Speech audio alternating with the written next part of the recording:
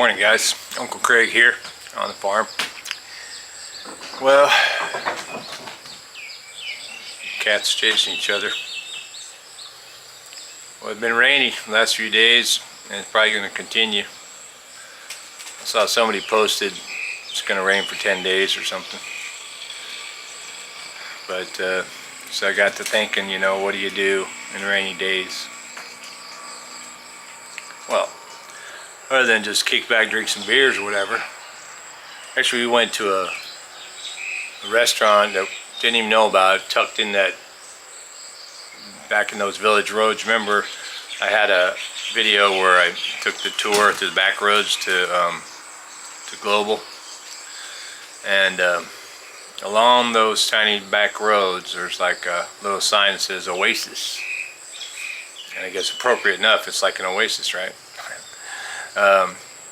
But I don't know if the guy's American or Canadian or whatever, but some Phanong owns the Oasis restaurant back there and cafe, and probably had it for like 7 or 8 years, I guess. And oh, a German guy, that's right, because full German beer menu, you know, even the 12%ers, and German food, and lots of Italian pasta, pizza, different kinds of pasta, different kinds of, you know, how the Thai food is mixed in with spaghetti, a lot of that too. But great menu, and you know, typical prices, I suppose, for those kinds of entrees. But it's good to know that they have like 3 or 4 kinds of dark beer, and I do like my dark beer, just like I like my dark coffee. But so what else? I went to the doctor yesterday. Yesterday was my 1-week follow-up after he was squeezing my finger trying to get poison out of there. Put me on those new antibiotics. Good news is no more antibiotics. Doesn't really look like it's, you know, pushing out infection, really. It does leak, and I'll show you. I don't know if I can block my face so that the macro picks it up. Yeah. So it leaks right in there, right in the crack, and it's still black. The metal's still there. So, you know, he said, you know, maybe the metal will come out in about a month. But and he did squeeze it and looked at it, said that probably what's happening is that underneath the black it's trying to grow a new layer of skin, and so eventually maybe it'll push the dead skin off, you know, kind of like a scab. My other finger, you know, I cleaned it up. I pulled out the rest of the stitches myself, and then, you know, it's scabbed up a little bit, but then I took tweezers actually and very carefully kind of removed the scabs. So I cleaned that one up. Tried to do here, but it's part of the cuticle that's been ripped by that saw, so that'll stay like that. And the same with the corner of this. I took stitches out here, but these two will just have to get new fingernails in time or whatever. Big concern is obviously this one. And still no loss of feeling. There's no, can't, you know, that's beating a dead horse or something. But he said, of course, yeah, you lost your nerve, cut your nerve there, so probably stay that way. Weird feeling.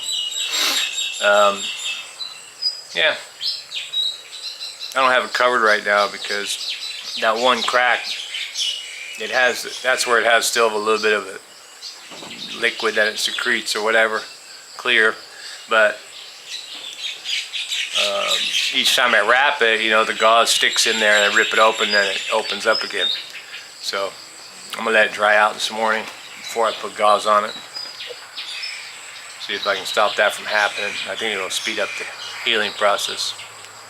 Still painful. He gave me another prescription of the pain medicine and calcium and all that, but I haven't filled it and I probably won't. Don't need, I mean, it's painful, trust me, but it's a bone ache. It's kind of like that, you know, you get maybe when you're old or something. So I think I can tolerate that with simple paracetamol. He also gave me a prescription for medical cannabis because I told him, you didn't like taking those pain pills so much. But I didn't feel that either because they're really pushing just the CBD oil, which is, if that CBD oil is coming out of the 2% hemp stuff, then I'd rather use cooking oil. Cook up something good. But yeah, rainy days. I don't know if you can see this, but I don't know why I always say that. Every time I'm going to move the camera or something, I'll go, I don't know if you can see this. I know you can see it. The rice has returned, or the fields have returned to being green. Very cool. There's a lone farmer out there walking around, policing his field. Dot and I went out the other night at 1 in the morning or something like that, listening for frogs. We went like way over there, walked around with our headlamp. Of course, you know, they get quiet when you're near them. But, so, that was unsuccessful. It was fun though. I took a little video, but you know, I'm gonna have to figure out the setting for this. I always forget to figure it out though, because I need to be in the evening, right? Because it doesn't, you know, there's not a lot of focus with this camera, but I mean, it's good enough camera, I should be able to change the settings, make it happen, you know?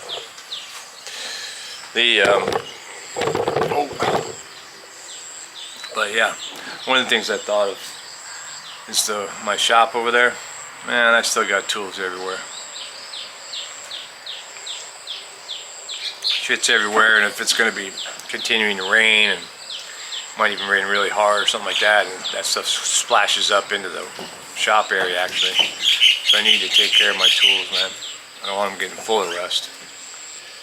But, you know, there's stuff around the farm. I'm looking at them, you know, pieces of wood left out from the carport build and stuff like that. I can probably clean up that kind of stuff with one hand. I still don't want to exert this hand because the pressure, you know, puts pressure on there, and with that metal still in there, I still got to watch it. But I'm wrapping it different now. I wrap it and then I put an extra thick cushion on top of the metal and wrap it again lightly. So it's a little cumbersome, but definitely not going to get hooked up, and it's softer. So as long as I can stay out of the rain, if it starts raining again, it'll probably rain more today. It rained this morning 1 or 2 times. It'll probably rain again, like I said. But if I can get in the shop, I'll be covered there, and that'll be something I can do, because I got to do something, man. I did something the other day. You know, we got those fish, right? You saw that fish video. We went back and we got more fish, actually. We got, I think, 300 catfish, and 300 catfish and like 500 swai, and and we got 70 of the giant Mekong catfish. Babook. They're about that big actually right now. So we put those in the other pond where it's where all the green algae is. They thrive on zooplankton and algae, or yeah, zooplankton mostly when they're little, but eating up that algae, I hope they can do some damage on that and won't have to scoop it all out of there. Dot has been taking some of that algae out and putting it in the pond for the other fish, which the fish are spread out evenly everywhere. The whole pond is teeming. You can see it all, you know, all the movement in the water is just teeming with all the fish at the top. So that's pretty cool. And of course, I don't know if you remember, one of my earliest videos, Dot had made a little fish kind of catchment on the corner of that pond before we drained it.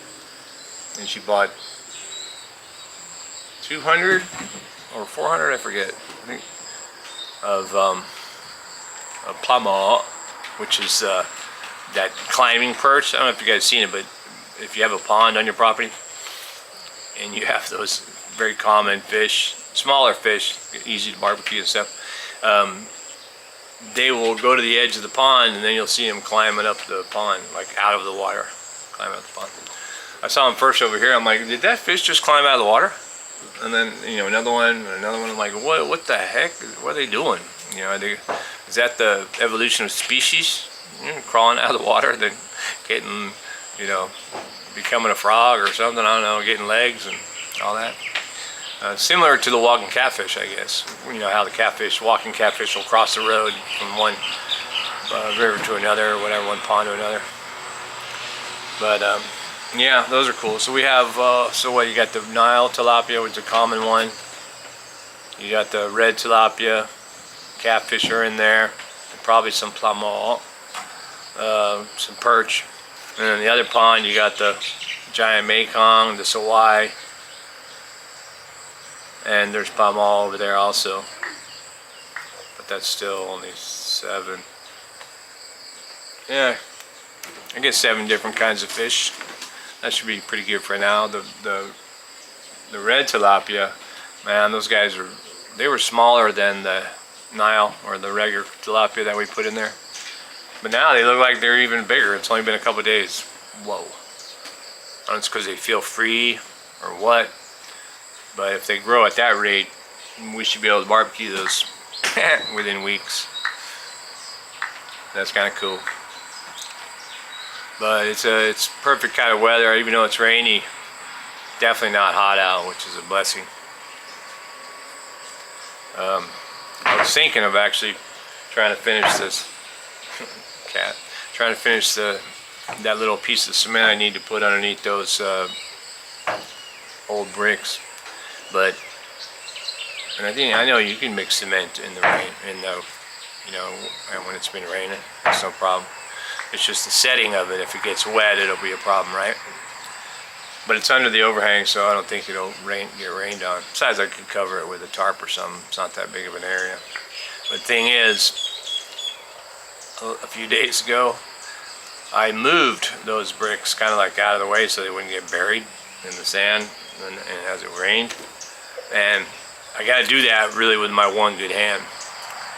And those bricks, yeah, they're like 20 by 40 or something like that. They're heavy, man. I think I'm gonna have to lift and tumble them just to move them out of the way, because even with the glove on, it's and although I could do a lot of stuff here with one hand, if I'm using one hand all day, well, yeah, it's going to be twice as tired, because I will have required twice the effort with the one hand, right? And so I don't know how long you can do one-handed work, although those people that lose an arm or lose a hand, they have to, right? They just probably wind up with a gun, you know, from having to do everything on that side. But I gotta do it. This one feels a little better. I can't grip like this. I can with the rest of my hand. It hurts, but I can grab stuff like this. But I probably won't, because again, when this exerts force, this inflates almost. No. So we'll get there though. And if I have some of the other video, I think I videoed some when we put the extra fish in there, or like when we went to catch frogs and stuff, try to catch frogs. So I'll throw that in here, and we'll see if we can get done today. See if we can get cleaned up. That's probably what I'll be doing. If the sun busts out and my table dries enough, I can put this varnish on that big old table project. But I don't think it will. It's still pretty gray. Meh. Alright, man, well, let's get to it. Remember that time you got up in the middle of the night to go see if there's a bunch of frogs? Yeah.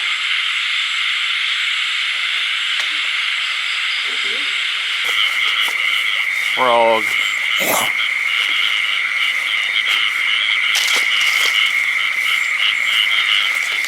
Whoa.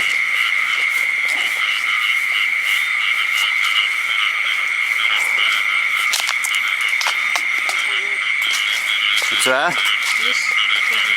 Careful. These are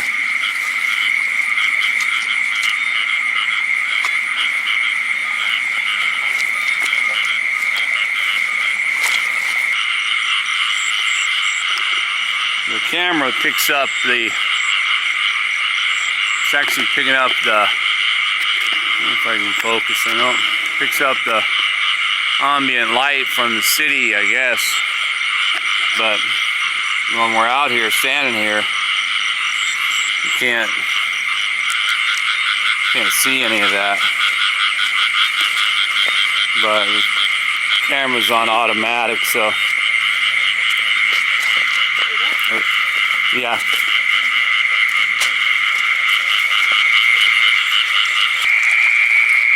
One of the most dangerous creatures of the wild. The man-eating frog. Oh, wait a minute, that's me. Yeah, because I will be eating the frog.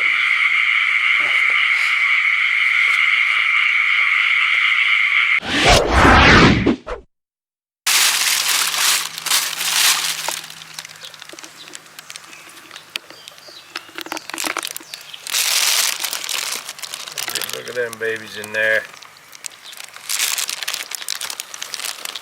We can't really see them.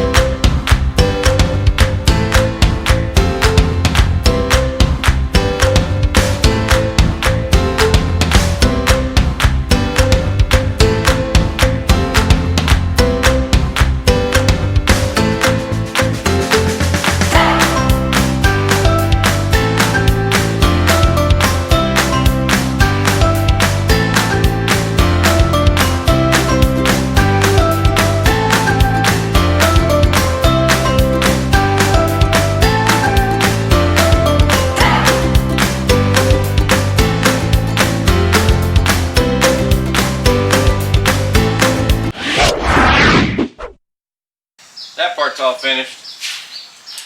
My time-lapse battery died, so got it cleaned up. Anyway, yeah, that should be alright for now. So, what we're gonna do now is make an attempt at the bench here, so I can get it ready for cutting down and mounting up my vise and my grinder. Sounds good, yeah? Alright, let me get to it. Well, this is it. Actually I moved this over here from when I was over there, and now I gotta move it again. Move down to the floor. This is an old solar light, motion sensor light I had. It's probably 15 years old, but I think it's just the bulb that's burnt out. Or it could just be more junk. Grinder, I'm gonna have to change that blade so I can, put the muddle cutter. But first task, of course, is to clean the bench area. What to do about all the charcoal? I think I'm gonna put charcoal over there.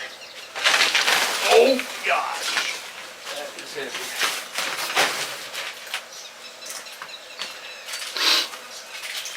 Some of the charcoal's heavier than the other. I don't know if that's an indication that it got wet or just cooks different.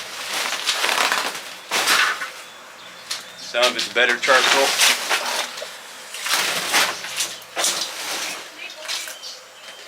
So, you know, doesn't look like any water under there, so it's probably alright.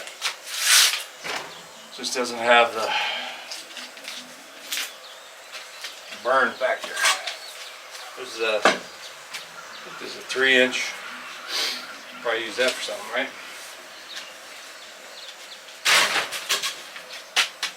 Yeah. Even though it's cool today, it has been raining, right? So the rain still makes it muggy, makes it hot. I don't know if you can tell, but I got my hair cut yesterday. Finally, man. And I got my, if you remember on another video, I cracked my glass or scratched it really bad, so I got those fixed, took them in, got them fixed, but had to get new ones. Same frame, but new glasses. I got the good kind, of course, so it's about 5,000 baht, kind of pricey. But what I'm going to do, I'm not going to wear them in the shop anymore. I'm going to save those for road trips and stuff. Stuff with less risk to just mess it up. These ones I've had for a while. These are transitional. I don't know if you can see it, but they tint when it gets dark or when it gets sunny. It has to be super bright to get tint all the way, but I don't think it ever gets black. It just, you know, takes the tint off. This is my ratchet set I brought with me from America. I'll put that with my tools on my tool bench. That's where I took it off anyway. But you can use this wooden bowl, collect some bits, sandpaper, my another Allen wrench, little wedge, miscellaneous screws, which is always the case. And I'll show you something, you know. I told you this wood is hard, yeah? So, let me see if I turn this around. This, maybe you can see this macro. Let me see. Macro, no. Put my hand in front of it. Yeah, this drill bit bent trying to drill into the teak wood. You know, this is steel, man. I can't bend this. Even if I hammer it, it'll wind up breaking. That thing's bent trying to get in there. That's how hard that wood is. Obviously, some of it's not as hard, but most of it's pretty hard. And that's why it knocked the socks off of that thing.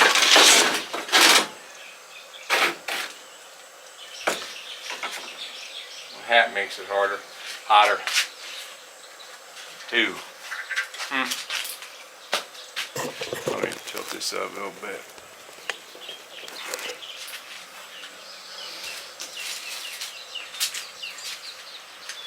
These things, that's from when the gin gets in there. Little sponge, doing dishes. That's from the sink that we had bought. This old tin cup. You've seen a million of these, right? Everybody drinks water out of these. Not this one. This one probably had varnish in it or something.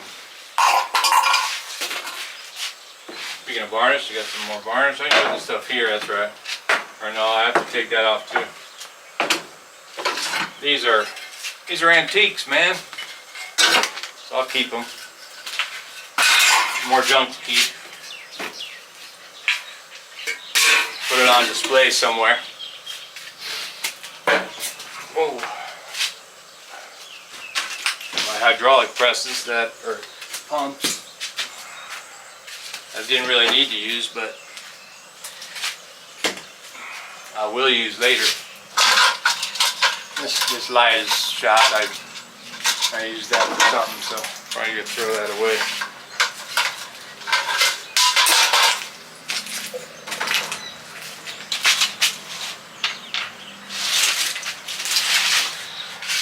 Yeah.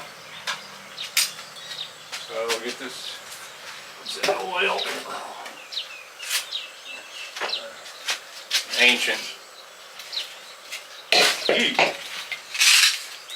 By the way, I didn't film it, but when I was cleaning everything,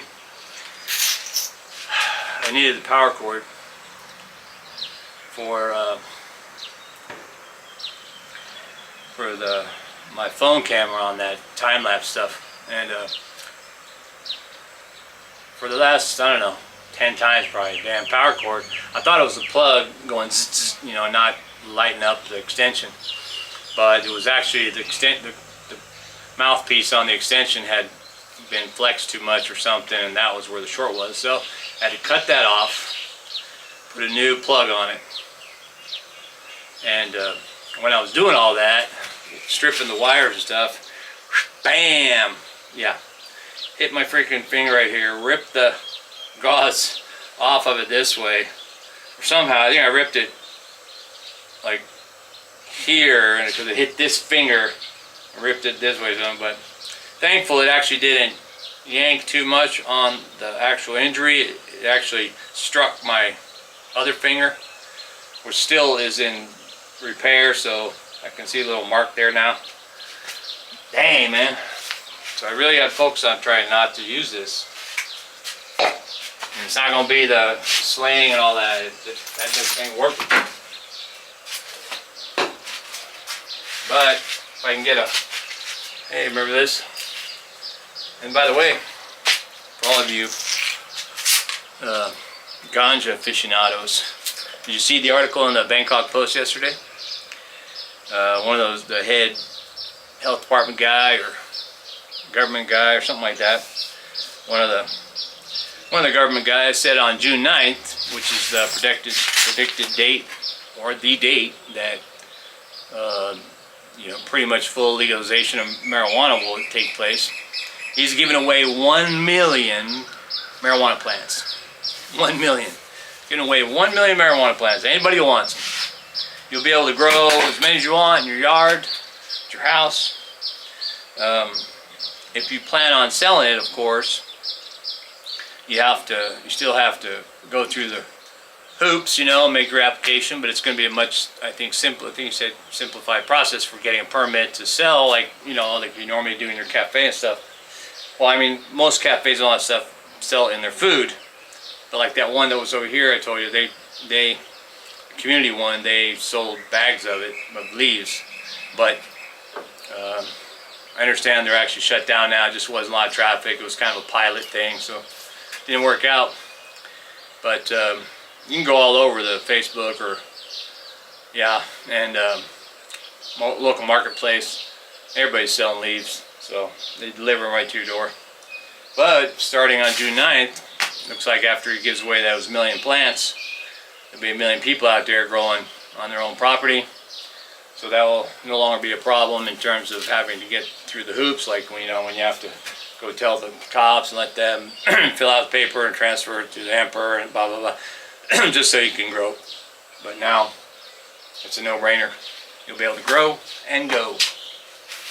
Speaking of no-brainers, by the way, I made this too is to cover another part of the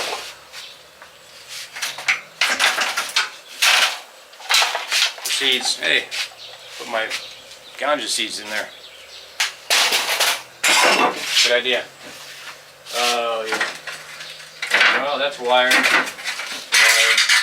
This one's not wired. So, this is all one piece.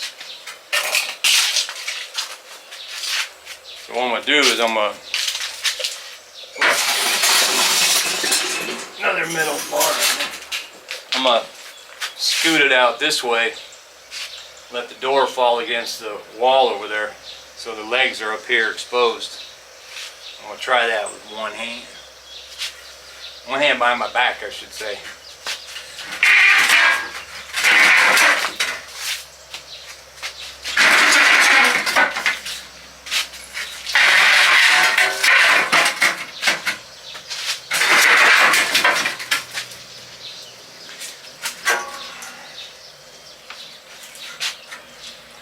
Probably let it hit the wall.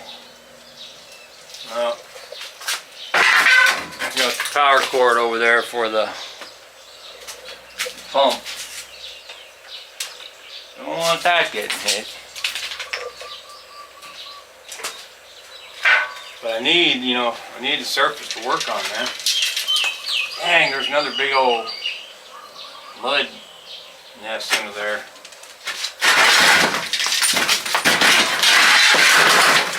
Well, the door fell off. You can see, door came off with that mud nest under there. It was probably the mud nest, but it's alright. Even better. Put that door there, and I think it's easier if it's cut like that. Just cut it right off there. But you know what? I think that's enough for today. I'm getting out of my safety zone, man. So I'm gonna have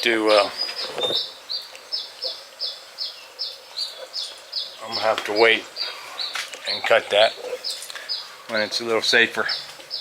Glad I got the areas cleaned up, but yeah, a little safer, for my hand's sake. All right, let me get back at you. All right, well, yep, pond looks real good over there. I don't know if you can see it. There it go again. I don't know if you can see it. Of course you can. It's like when I mentioned, I don't know if I mentioned this before, or I think I mentioned this before. Dude, I know I mentioned it. I don't know why I say that. But yeah, I said a lot of things before. But it's warming up a bit. I need to take a break, get myself away from anything dangerous. I already hit my hand once. But you can see the garden over here real quick. It's getting overgrown with all this rain, man. You can see the fire trees are, boom, growing twice as fast. Still got the nice bench over there.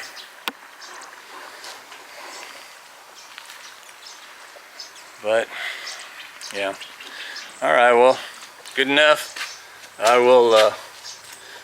I'll develop a better strategy, I think, for cutting the legs off of that bench. I might have to have somebody help me. And yeah, well, hope you liked the video.